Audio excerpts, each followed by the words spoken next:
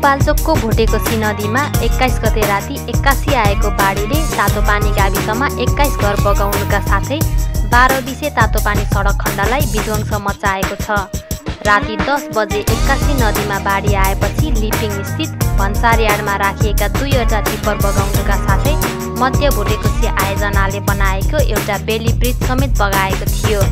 नदी किनारामा रहेका 12 विसेमाथिका झण्डै आधा दर्जन बजारमा कटानका कारण घरहरू पहिरोको डिलमा झुन्डिएचै देखिन्छन्।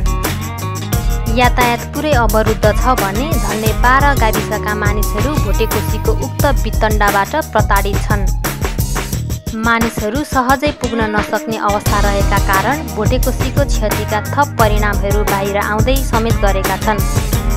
चिनिया जनमुक्ति सेना तथा सुरक्षाकर्मीले सिन्धुपाल्चोकका स्थानीयहरूलाई पठाएका केही तस्बिरहरूले देशको एक प्रमुख नाका तातोपानीको क्षति खुलाउँछ। भन्सारमा राखिएका दर्जनौं टिप्परहरू नदीले कटान गरेर पहाड बनाएका चिलहरूमा खसिहाल्लान् झैँ देखिन्छ।